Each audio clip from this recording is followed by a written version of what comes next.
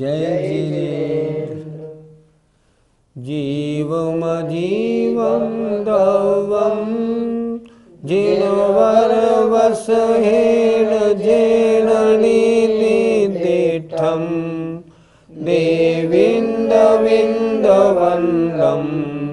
वन्दे तं संवदा शिरसा। पंच परमेष्टि भगवान की जय। जीव द्रव्य के वर्णन के बाद अजीव द्रव्य में पुद्गल द्रव्य का और धर्म द्रव्य का वर्णन हो गया।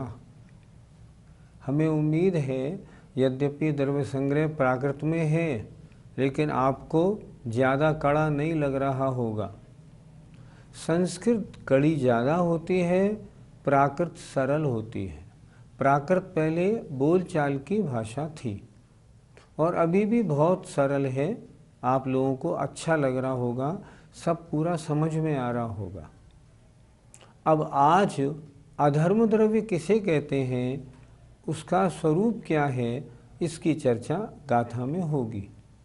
ठाण जुदाण अधम्मो, ठाण जुदाण अधम्मो, पुद्गल जीवाण ठाण सहयारी, पुद्गल जीवाण ठाण सहयारी, छाया जह पहियाणम, छाया जह पहियाणम, गच्छन्ताणेव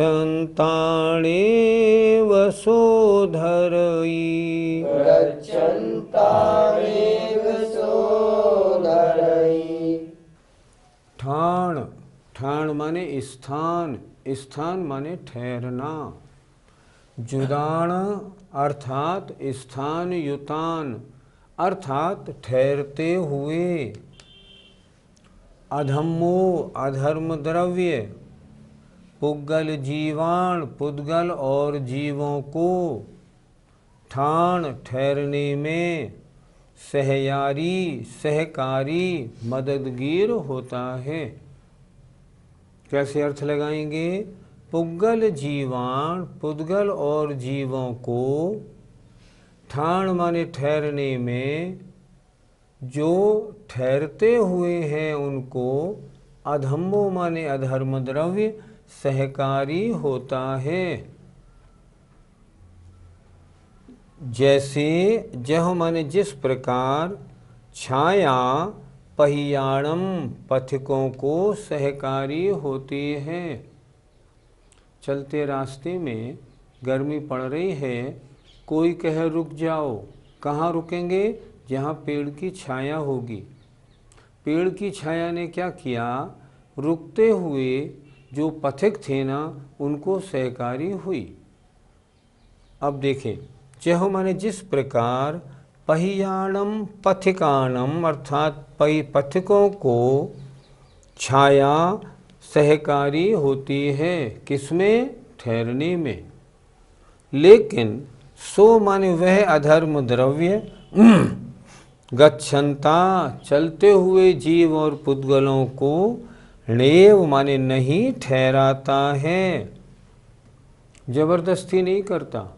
जीव और पुद्गल चलें तो रोकता नहीं कि नहीं रुको, लेकिन जो जीव और पुद्गल चलते हुए रुकते हैं स्वयं, उनको रुकने में मदद करता है। गुरुजी, ठहरना किन किन द्रव्यों में होता है? क्रियाशील द्रव्य मात्र दो हैं, एक जीव और एक पुद्गल। इनके अलावा अन्य चार द्रव्यों में क्रिया नहीं होती। जैसे धर्म द्रव्य के बारे में हमने बताया था कि चलना दो ही द्रव्यों में पाया जाता है, जीव और पुद्गल में।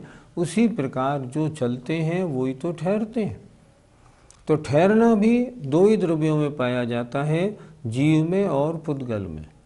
इसलिए गाथा में लिखा ठहरते हुए, धर्म द्रव्य में लिखा था चलते हुए, यहाँ लिखा ठहरते हुए पुद्गल और जीवों को जो ठहरने में सहकारी होता है उसे अधर्म द्रव्य कहते हैं। जैसे एग्जाम्पल, कहीं धर्मशाला अच्छी बनी है तो पथिकों को ठहरने में आराम मिलता है। क्या वो धर्मशाला उन्हें ज़बरदस्ती रोकती है? नहीं रोकती। लेकिन पथिक सोचता है यहाँ धर्मशाला है, लाओ यहीं रुक जाऊँ। तो जैसे धर्मशाला यात्रागीर यात्रा करने वालों को ठहरने में सहकारी होती है, उसी तरह अधर्म द्रव्य ठहरते हुए जीव और पुद्गलों को ठहरने में सहकारी होता है। पंडित जी, यह अधर्म द्रव्य चलते हुए द्रव्यों को क्यों नहीं ठहराता? निमित्त दो प्रकार के होते हैं, एक उदासीन, एक प्रेरक। प्रेरक निमित्त ऐसे होते हैं जो जबरन ठहराते हैं, जबरन मदद करते हैं। उदासीन ऐसे होते हैं चलने वाले को चलने में, ठहरने वाले को ठहरने में मदद कर दी। तो ये अधर्म द्रव्य ये उदासीन निमित्त है। जो जीव और पुद्गल स्वयं ठहरते हैं उनको ठहरने में मदद करता है।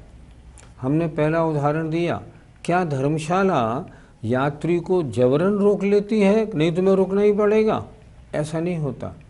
लेकिन यात्री अगर चाहता है तो धर्मशाला में रुकता है, तो धर्मशाला रुकने में मदद देती है। इसी प्रकार लगाना, चलते हुए को ये प्रेरक निमित्त नहीं है, ये उदासीन निमित्त है। इसलिए जो स्वयं ठहरते हुए हैं उनको ठहरने में मददगार होता है। पंडित जी, जीव और पुद्गल के अलावा यह अधर्म द्रव्य अन्य द्रव्यों को क्यों नहीं ठहराता? क्योंकि अन्य द्रव्य न चलते हैं न ठहरते। मैंने बताया था ना, क्रियाशील दो ही द्रव्य हैं, जीव और पुद्गल। धर्म अधर्म आकाश काल, न ये गमन करते हैं न ये ठहरते हैं। तो इनमें फिर अधर्म द्रव्य क्या मदद करेगा? कुछ भी नहीं करेगा। इसलिए गाथा में लिख दिया कि ठहरते हुए पुद्गल और जीव द्रव्यों को जो ठहरने में मदद करे वो अधर्म द्रव्य है। पंडित जी, अधर्म द्रव्य और अधर्म में क्या अंतर है? अधर्म द्रव्य एक वस्तु है और अधर्म माने पाप। पाप तीव्र कषाय युक्त आत्मा के परिणाम हैं। दोनों अलग अलग वस्तुएं। फिर एक बात देखना, अधर्म एक द्रव्य है, पर वो जो अधर्म है दूसरा, जिसका मतलब होता है पाप, वो तो आत्मा का एक परिणाम है। दोनों चीज़ें अलग अलग। पाप कोई द्रव्य नहीं, वो आत्मा का परिणाम है। इसलिए अधर्म द्रव्य अलग है, उसको अधर्म मत लगाना। अधर्म अलग, अधर्म द्रव्य अलग। ऐसे ही धर्म द्रव्य अलग, धर्म अलग। गुरुजी, क्या धर्म द्रव्य में भी परिणमन होता है? ये अधर्म द्रव्य की बात चल रही है। खैर कोई बात नहीं। क्या आपका प्रश्न हुआ, क्या अधर्म द्रव्य में परिणमन होता है? जितने द्रव्य हैं उन सब में परिणमन तो होगा ही होगा। अगर उनमें उत्पाद व द्रव्य नहीं तो द्रव्य द्रव्य नहीं। उन्होंने क्या लिखा था तत्वार सूत्रकार ने? सद्द्रव्य लक्षणम और उत्पाद व द्रव्य युक्तम सत। द्रव्य का लक्षण सत है और सत का मतलब जिसमें उत्पाद व द्रव्य पाया जाए। नई पर्याय की उत्पत्ति, पुरानी पर्याय का विनाश और द्रव्य का अपने रूप से हमेशा रहना, इसका नाम द्रव्य।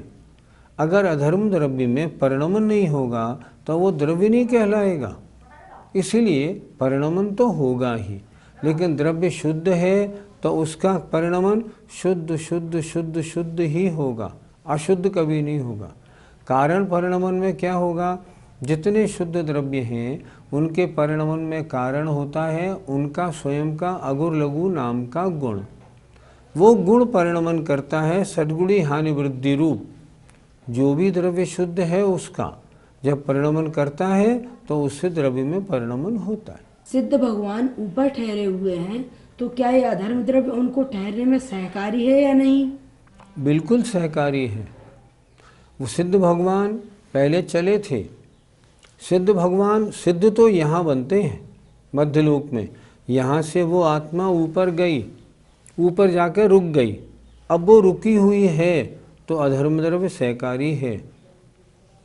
जो द्रव्य क्रिया रहित हैं उनमें अधर्म द्रव्य सहकारी नहीं, लेकिन जो पहले चले थे, चल के आए, अब रुके हैं, उनमें सहकारी है। इसलिए सिद्ध भगवान को भी अधर्म द्रव्य का उपकार है। अधर्म द्रव्य के कारण वो रुके हुए हैं और अनंत काल तक रुके रहेंगे। क्या अधर्म द्रव्य पर भी किन्हीं अन्य द्रव्यों का उपकार है? हाँ, क्यों नहीं। अधर्म द्रव्य कहाँ ठहरा हुआ है? आकाश द्रव्य में। तो अधर्म द्रव्य पर आकाश द्रव्य का उपकार है, आकाश द्रव्य ने स्थान दिया हुआ है। दूसरी बात, अधर्म द्रव्य में परिणमन हो रहा है। परिणमन में सहकारी होता है काल द्रव्य, तो काल द्रव्य का उपकार है। तो अधर्म द्रव्य पर भी दो द्रव्यों का उपकार है, एक आकाश द्रव्य का और एक काल द्रव्य का। साइंस वाले अधर्म द्रव्य को मानते हैं या नहीं, और मानते हैं तो फिर किस प्रकार मानते होंगे? वो भी स्वीकार करते हैं कि जब भी कोई वस्तु रुकती या ठहरती है तो उसे कोई तत्व मदद करता है, और उस मदद करने वाले तत्व को मीडियम ऑफ रेस्ट मानते हैं। अधर्म द्रव्य की स्वीकार्यता साइंस वालों की भी है। जैसे धर्म द्रव्य की ईथर के हिसाब से थी, उसी तरह अधर्म द्रव्य की मीडियम ऑफ रेस्ट के हिसाब से है। विज्ञान के द्वारा भी ये द्रव्य माने जाते हैं। अधर्म द्रव्य का वर्णन हो गया। अब जो 5 अजीव द्रव्य थे उसमें से आकाश द्रव्य का वर्णन अब अगली गाथा में होगा। अवगास दान जोगम, अवगास दान जोगम, जीवादीणं वियाण आयासम, जीवादीणं वियाण आयासम, जीर्णं लोगागासम, जीर्णं लोगागासम, अल्लोगागासमिति दुविहम्, अल्लोगागासमिति दुविहम्। अवगास आकाश द्रव्य का स्वरूप बताया जा रहा है। अवगास, अवगास माने आकाश, अवगास माने स्थान, दान माने देने में, जोगम जो योग्य है अर्थात समर्थ है। क्या हुआ? स्थान देने में जो समर्थ है। किसको? जीवादीणम, जीवादि द्रव्यों को। उसे व्याण माने जानो, आकाश द्रव्य। क्या हुआ? जो जीवादीणम जीवादि द्रव्यों को अवगाश माने स्थान, दान माने देने में समर्थ है, देता है, उसे आयासम व्याणो, आकाश द्रव्य जानो।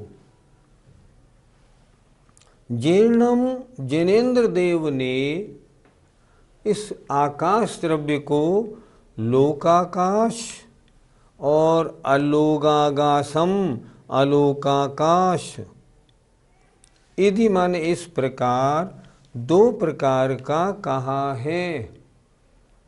आकाश 2 प्रकार का, एक लोकाकाश, एक अलोकाकाश। जिसमें अन्य द्रव्य है वो लोकाकाश, जिसमें सिर्फ आकाश वह अलोकाकाश। पंडित जी, आकाश 2 है या 1? आकाश तो एक ही है, लेकिन आकाश कितना है? अनंत। उस अनंत आकाश के जितने हिस्से में अन्य द्रव्य पाए जाते हैं उसे कहते हैं लोकाकाश। और जहाँ सिर्फ आकाश ही आकाश है, अन्य द्रव्य नहीं, उसे हम कहते हैं अलोकाकाश। लेकिन आकाश एक है, ये नहीं समझना आकाश के 2 टुकड़े हो गए। मान लो भारतवर्ष में अलग अलग राज्य हैं, तो ये नहीं समझना कि यूपी अलग हो गया, मध्य प्रदेश अलग हो गया, राजस्थान अलग हो गया। नहीं, जितना हिस्से में उत्तर प्रदेश की सरकार का शासन है वो उत्तर प्रदेश है, लेकिन भारत तो एक ही है। उसी प्रकार अलोकाकाश लोकाकाश दो भेद जरूर हैं, पर आकाश तो एक है, दो टुकड़े नहीं हुए उसके। यह लोकाकाश ऊपर की तरफ है या नीचे की तरफ? आपके पूछने का मतलब है आकाश में लोकाकाश को हम किस साइड में माने। आचार्यों ने लिखा ये अलोकाकाश के बीचों बीच में है। बीचों बीच में क्यों है? बीच में वो वस्तु होती है जिसके चारों ओर समान दूरी हो। मान लो एक कमरे में हमने एक कुर्सी बीच में रख दी, वो चारों ओर 6-6 फुट जगह छोड़ के रखी गई, तो उसको हम कहते हैं ये कुर्सी बीच में है। अच्छा, लोकाकाश के चारों ओर कितना आकाश है? अनंत। कितनी दूरी है? अनंत योजन दूरी है। तो लोकाकाश बीचों बीच में हुआ। अगर एक तरफ कम होती एक तरफ ज़्यादा तो हम कहते ये ऊपर की तरफ है, नीचे की तरफ नहीं। लेकिन लोकाकाश तो पूरे आकाश के बीच में है। सर्वज्ञ देव ने भी ऐसा ही कहा है। पंडित जी, यह आकाश द्रव्य किन किन द्रव्यों को स्थान देता है? धर्म द्रव्य जीव और पुद्गल को चलने में सहकारी था, क्योंकि दो ही चलते हैं।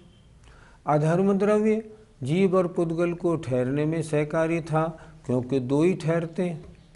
पर स्थान तो सभी द्रव्य पाते हैं। इसलिए आकाश द्रव्य धर्म अधर्म जीव पुद्गल और काल सबको स्थान देता है। आकाश द्रव्य का उपकार किन द्रव्यों पर है? सब द्रव्यों पर है। जीव द्रव्य को ठहरने का स्थान, पुद्गल को, धर्म अधर्म द्रव्य को, काल द्रव्य को, सबको ठहरने का स्थान देता है। इसलिए आकाश द्रव्य का उपकार सब द्रव्यों पर है। गुरुजी, जो हमें आकाश ऊपर नीला नीला दिखाई देता है वही आकाश द्रव्य है क्या? तो वह अगर होता तो वह पुद्गल है, और पुद्गल में रंग होता है। आपका प्रश्न बिल्कुल ठीक है, लेकिन ये नीला आपको दिख रहा है ना, ये नीला नहीं दिख रहा, ये तो खाली स्थान है, इसलिए आपको नीला दिखता है। अच्छा, इस आकाश में आप चले चले जाओ, नीला रंग कहीं आपको टच नहीं करेगा, लेकिन ये तो खाली आकाश है, नीला दिखता है। नीला कुछ नहीं है। आकाश द्रव्य में रंग नहीं होता, इसलिए आकाश द्रव्य नीला कहाँ से देखेगा? खाली स्थान नीला दिखता है, इसलिए हम कहते हैं नीला आकाश, और कुछ नहीं। आकाश जो द्रव्य है वह किस आकृति का है? चौकोर है, गोल है, या कोई और आकृति का? मान लो शास्त्रों में तो ये लिखा आकाश का कोई आकार नहीं। आकार किस वस्तु का बनता है? जिसका एंड होता है। मान लो कोई किताब है, ये किताब चौकोर है, उसका एंड है। इसलिए आकाश का जब अंत ही नहीं है, आकाश अनंत है, तब उसका कोई आकार कैसे होगा? मान लो हम ये कह दें आकाश गोल है, तो प्रश्न उठेगा उसके बाद क्या है? फिर क्या उत्तर दोगे? आकाश अगर हमने चौकोर मान लिया तो प्रश्न ये उठेगा चौकोर आकाश के बाद अब आगे और क्या है? आपने चौकोर माना ना, उसकी बाउंड्री बना दी, तो प्रश्न हो जाएगा बाउंड्री के बाहर फिर क्या है? आकाश ही आकाश तो है। इसलिए आकाश द्रव्य की हम सीमा निर्धारण नहीं कर सकते, और जब उसकी हम सीमा निर्धारण नहीं कर सकते तो गोल है, चौकोर है, आयताकार है, ये हम नहीं बता सकते। तो तीर्थंकर भगवान ने कैसा देखा उसको? तीर्थंकर भगवान ने आकाश में अनंत को अनंत रूप से देखा। उन्होंने बताया आकाश कैसा है? अनंत है, इसका एंड ही नहीं है। क्यों कि दिक्कत हो जाएगी, एंड होगा तो फिर उन्हें ये भी देखना पड़ेगा कि इसके बाद क्या है, वो बनती नहीं बात। इसलिए आकाश कैसा है? आकाश का अंत नहीं, आकाश तो अनंत है, ना चौकोर है ना गोल है। ठहराने की शक्ति केवल लोकाकाश में है कि अलोकाकाश में भी है? वस्तुओं को स्थान देना, ठहराना, ये तो आकाश द्रव्य का लक्षण है, स्वभाव है। लेकिन प्रश्न ये है, अलोकाकाश में कोई द्रव्य जाए तो सही। प्रश्न, अलोकाकाश में द्रव्य क्यों नहीं जा सकते? क्योंकि वहाँ धर्म द्रव्य नहीं, अधर्म द्रव्य नहीं, जाएंगे कैसे? जब धर्म द्रव्य नहीं है तो चलने में सहकारी द्रव्य नहीं है, तो कोई भी अलोकाकाश में कैसे चला जाएगा? लोकाकाश कितना बड़ा है? जितना बड़ा लोकाकाश उतना बड़ा धर्म द्रव्य, उतना बड़ा अधर्म द्रव्य। जहाँ तक धर्म अधर्म द्रव्य है वो आकाश की सीमा है। अलोकाकाश में धर्म द्रव्य नहीं, कोई वस्तु चल के जा नहीं सकती। सिद्ध भगवान ऊपर गए, ध्यान लगाया, 8 कर्मों को नष्ट किया, ऊपर गए, ऊपर जाके रुक गए। लोक के अंत में क्यों रुक गए? आगे धर्म द्रव्य नहीं है। धर्म द्रव्य होता और आगे चले जाते, धर्म द्रव्य नहीं तो आगे जाने से रुक गए। इसी तरह संसार में जितने भी द्रव्य या पदार्थ हैं, कोई भी अलोकाकाश में क्यों नहीं जा सकता? क्योंकि वहाँ धर्म द्रव्य नहीं है, इसलिए जाने का कोई साधन नहीं है, चले कैसे जाएंगे? इसलिए लोकाकाश में यद्यपि पूरे आकाश में ठहराने की स्वभाव या सामर्थ्य है, पर जितने में द्रव्य जाते हैं उतना आकाश सहायता देता है। पंडित जी, आकाश द्रव्य में परिणमन है या नहीं? ये बताओ, आकाश द्रव्य द्रव्य है या नहीं? बोलो। है। तो द्रव्य में परिणमन होगा कि नहीं? होगा। तो फिर आपने क्यों पूछा? आकाश द्रव्य द्रव्य है, इसलिए उसमें परिणमन है। कोई द्रव्य ऐसा नहीं जिसमें परिणमन नहीं हो। परिणमन माने उत्पाद व द्रव्य। उत्पाद व द्रव्य ये तो द्रव्य का स्वभाव है, ये तो होगा ही होगा। इसलिए आकाश द्रव्य शुद्ध है, लेकिन उसमें भी परिणमन होता है। और उसके परिणमन में कारण क्या है? उसके परिणमन में कारण शुद्ध द्रव्यों में जो कारण होता है उसका स्वयं का अगुर लघु गुण। उस अगुर लघु गुण के कारण आकाश द्रव्य में भी षड्गुणी हानि वृद्धि रूप परिणमन होता है। और जो लोकाकाश है उसमें क्या होता है? लोकाकाश में जो पुद्गल और जीव है ना, उनके आवागमन करने से भी लोकाकाश में परिणमन होता है। अन्य द्रव्यों के लिए जब आकाश द्रव्य स्थान देता है तो आकाश द्रव्य के लिए कौन स्थान देता होगा? आकाश द्रव्य स्वयं अपने आधार से रहता है, आकाश द्रव्य को कोई स्थान नहीं देता। आकाश द्रव्य स्वयं अपने आधार से रहता है, वो किसी को स्थान नहीं देता। इसलिए आकाश का आधार स्वयं आकाश ही है। इस तरह आज आकाश द्रव्य की थोड़ी चर्चा हुई। अभी आकाश द्रव्य की एक गाथा ग्रंथकार ने और लिखी है, वो हम अगली पाठशाला में करेंगे। अभी तक आपने जीव द्रव्य, अजीव में पुद्गल, धर्म अधर्म और आकाश द्रव्य को थोड़ा समझ लिया। सिर्फ काल द्रव्य का वर्णन और शेष है, और इसके बाद इन द्रव्यों की मिलीजुली जो पर्याय हैं उनकी चर्चाएं होंगी। हमें उम्मीद है कि सुनने में तो द्रव्य संग्रह कड़ा लगता है, पर आपको पढ़ने में कड़ा नहीं लग रहा होगा। थोड़ा मन लगाइए, आपको बहुत सरल लगेगा। और ग्रंथ बड़ा उपयोगी है। ये तो कायदे से 10 और 15 वर्ष की उम्र में पढ़ाया जाता है। हमने तो 10 वर्ष की उम्र में पूरा याद किया था। हमें उम्मीद है आपको ये अच्छा लगेगा और आप इसका पूरा लाभ उठाएंगे। जय जिनेन्द्र।